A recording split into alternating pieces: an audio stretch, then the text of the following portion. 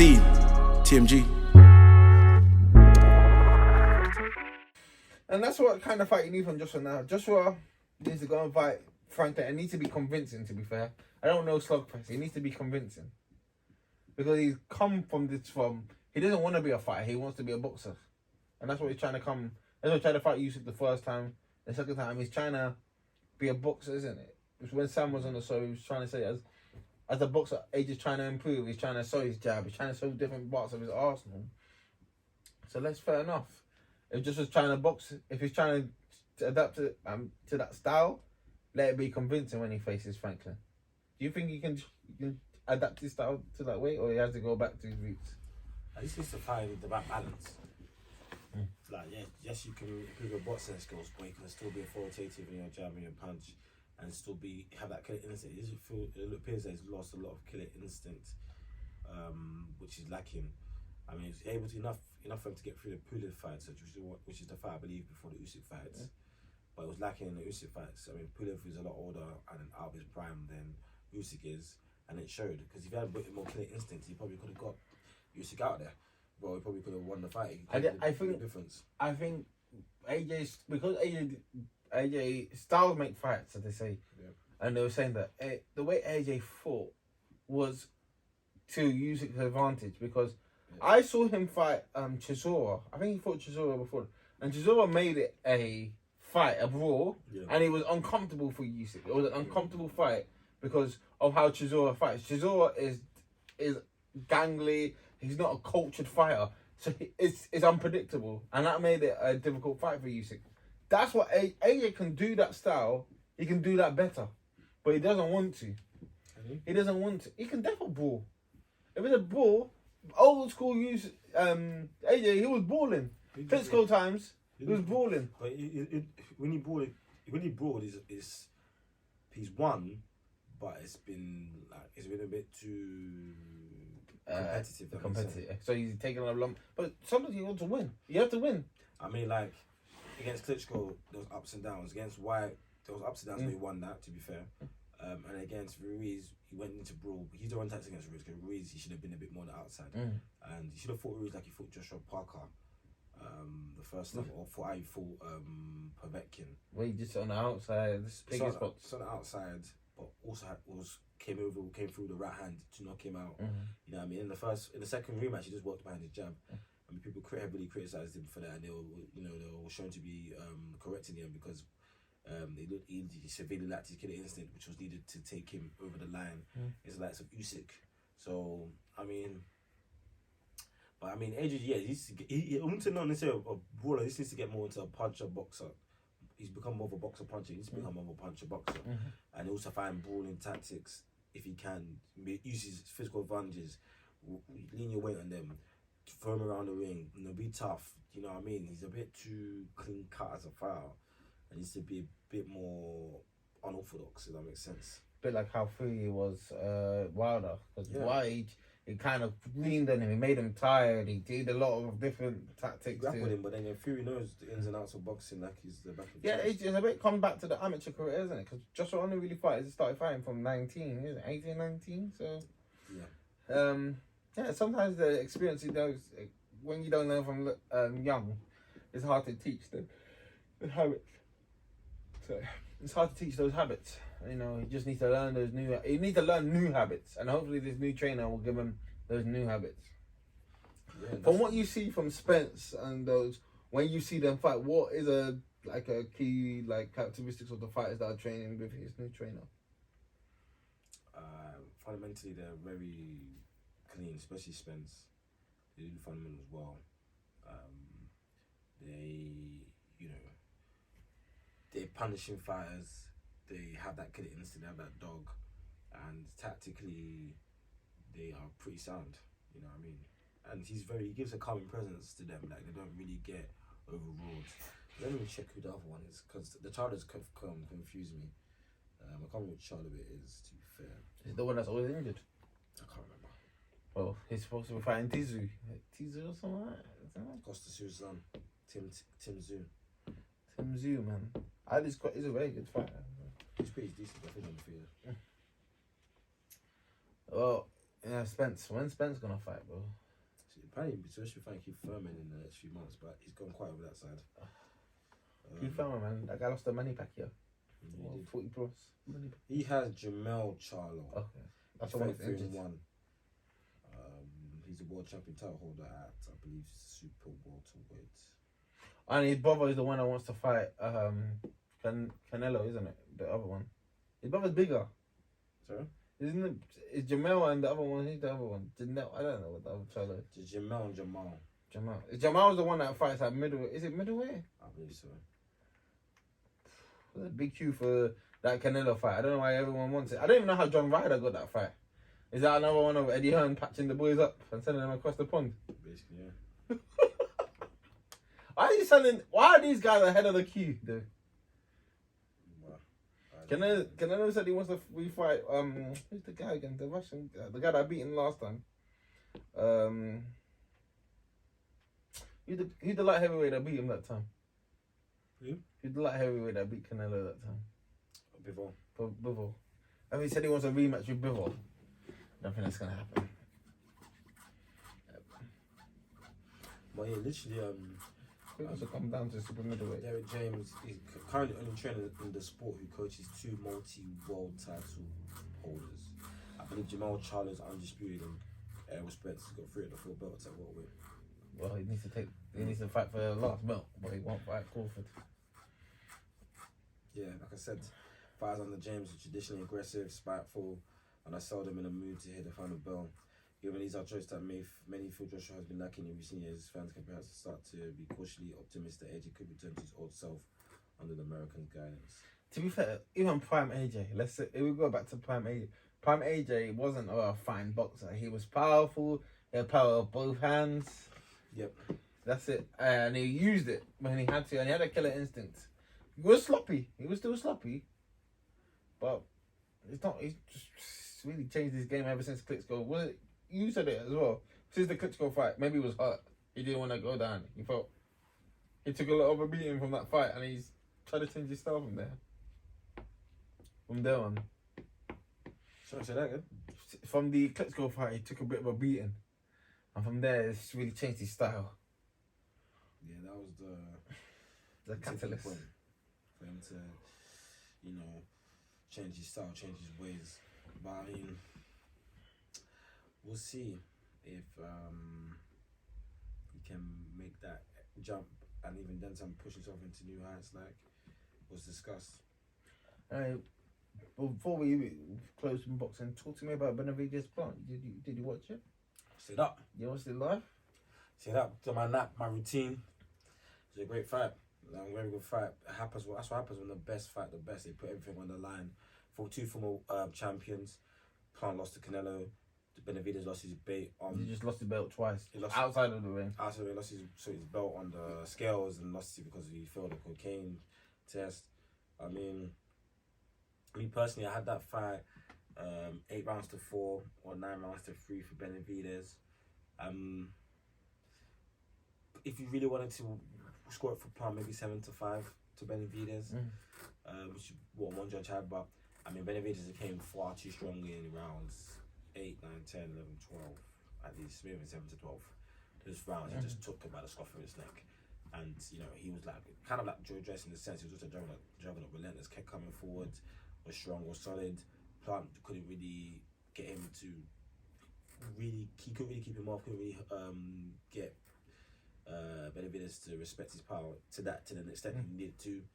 Benavidez was getting some combos in left and the right, and Benavidez would have stopped him if Kenny Bayless was there. I don't know, but he was fighting for Plant.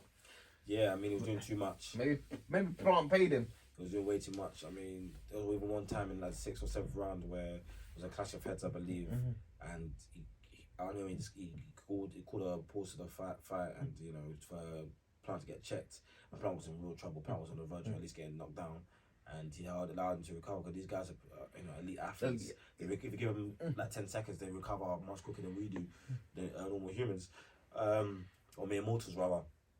And then the rest of the fight, he was allowing Plant to initiate holds way too much. They don't get me wrong, tying up the opponent and hold is part of boxing, but if you do it so much, you should be getting warned. Sometimes you can even get deducted points because it's seen as negative, and these it's the prize fight people paid to see this, and they're not gonna allow them to. You're not gonna allow action to actually initiate, and to be fair, Plant was the A side, so he probably the one that picked Kenny Bennett's offer of this basis, and it worked in his favour. Plant, as a defensive fighter, he's a very good defensive fighter. He's a very good defensive fighter. Maybe Canelo's broken down his rules, but I think his game plan, he had a good game plan. He knew what he was trying to do, but eventually the pressure just told. He's pretty good. I think his issue is he wears down. He doesn't have the stamina. So if you don't want to knock guys out, or get in an elite level at least. But even before Canelo, he's worn down a couple fights. But if you don't have the stamina and don't want to knock guys out, you need to be fully fit for the full 12 rounds. If you have someone that has a good decent plan, has good power, take it to the body, you can as the guy says from the fight, I forgot his name. Teddy Atlas says, take the air out of the tires by pushing him to the body, slow him down, slowly but surely. And when you do that, it pays dividends. Put money in the bank, it pays dividends in the future. That's why when you invest in punching to the body. And Benavidez didn't do that too much to begin with, but eventually he started to commit to the body more, and Plantner's wore down and was just getting tagged a lot more. He couldn't move his feet as much more, which forced him to engage more on the inside, which is not really his game. And he got beat up. And like I said, he's on more to last, but it was pretty convincing. I said the 8-4, 9-3, really and truthfully. You know what I mean? I remember Benavidez is actually is a world class fighter. To be fair, I think he put forth a world class display as well. Like he's an aggressor. His front foot, he really put Plant to task. And I was impressed with both fighters. That's what happens when you have two fights that people want to see. I think that's what's missing from boxing. It might not be for a belt, but that was an exciting fight. That's what the sport needs. They need more of guys that are coming up, fighting each other. It's not all about keeping the undefeated. It's good, it looks good, but at the end of the day, so many people are doing this, they're picking their fights, it doesn't differentiate you from anyone else. Yeah. It doesn't differentiate you. Canelo is the cash cow. He's lost. He lost twice. Sometimes you've got to take the big fights. You've got to put your name out there. You've got to take the hits, and then you come back better. And no, it's not always great. It's not always good. It's not always good. It's not, especially if your resume is poor. Some of the resumes very poor. I'm really looking forward to this Davis versus Garcia fight. I hope it happens. Until I see it happen in the ring, I'm not gonna believe it. Why not? Because I just don't. Who knows? Anyone can pull out. I actually believe that Ryan's gonna win. You made a bet. I think Ryan's gonna win. Why do you believe Ryan's gonna win? I think Ryan's very clean. It's a very clean boxer. He's actually an elite level boxer for that, for what he does. I think Javante. What does Ryan do? Movement, head movement. He's a little bit more skilled, I would say, than Javante. They're a little bit more skilled. And that's why I'm going to go on the edge. I think Javante's can be hit. He's a bit of a loose cannon. And has Javante really been tested? Let's go for his resume. Ryan's been dropped. Ryan can be dropped. I can see him being dropped. Hmm? I can see him being dropped, but No, I think Javante is... He got dropped by Luke Campbell. But he beat Luke Campbell up. He beat Luke Campbell up in the end. Luke Campbell's a gold medalist. The Olympic gold... Huh? Fair play to you. He's an Olympic gold medalist, man. But going for Ryan's resume, Luke Campbell's probably the best name. Javier Fortuna, he was past it. Emmanuel Tego, no one knows him. Fonseca, I believe that's a common opponent between Devon and Tank. This is Fonseca 25-2. All the other games in his resume: Juno, Lopez, Rodriguez, Morales. But I'm seeing guys that are nowhere near it. The records, has he even fought an undefeated fight before? No. Tank's going to his first fight. He's going to fight as undefeated in his first elite title. Going by trustworthy box rec. Has he even fought a 4.5-star fighter? No. He's fought 3 4-star fighters. Luke Campbell probably is the only 4.5-star fighter. To be fair, But this Luke Campbell has already lost to Lomachenko and So it's not a crime to lose to Lomachenko. They threatened some. Linares. They threatened some guys that they're gonna get Lomachenko. Don't remember that they were threatening guys. And one of this is Luke Campbell that's already lost to a few guys. So give me Javonte's one.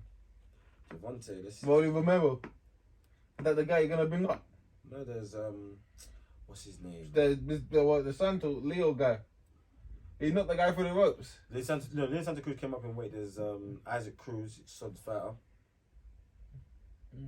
You'll sleep on Isaac Cruz. Where's he Tank? Tank is 28-0, 26 KOs. He's number 1 in the world and number 1 in USA according to this is for what's it called, the one. Is he 5-star fighter? 135. Yeah, he's top of the tree. He's not in the same weight class as Thingy. Oh, this is for the 140 division, I believe. Is it?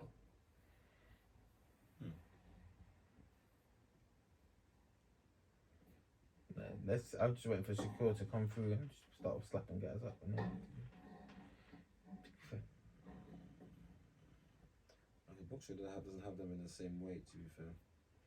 But who's going up?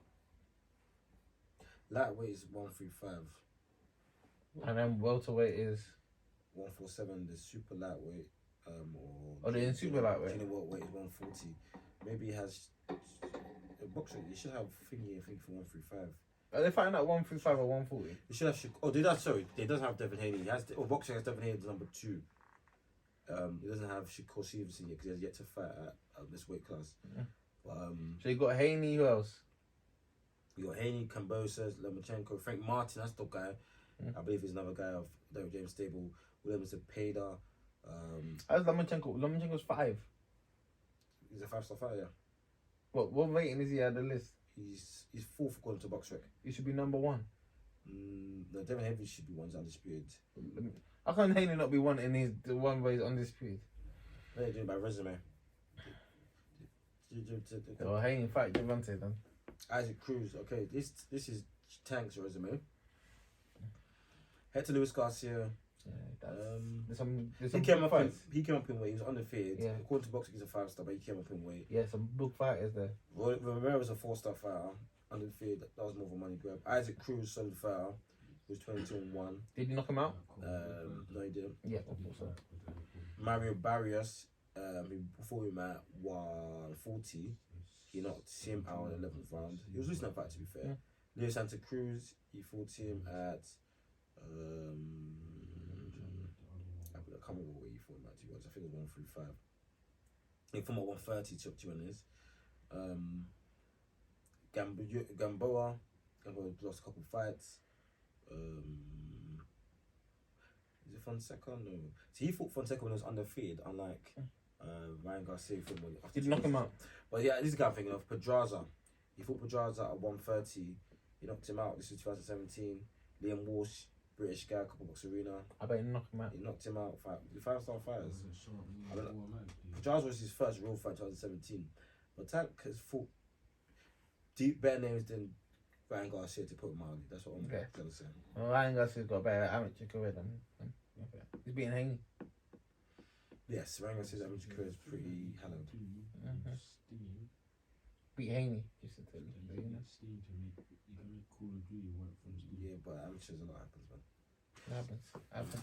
A lot of the guys that win the gold, quite a few guys who win the gold medal, especially the Eastern Europeans, they don't end up doing professional boxing. They end up doing anything on professional boxing. Really, or Cubans, the Cubans, they never come. The Cubans never come. Who? The Cubans. Sometimes they never come. Oh, Cubans, it's true. Even Lomachenko went to 2 Olympics. That's crazy. I don't know why he needs to go to 2 Olympics. He's not still.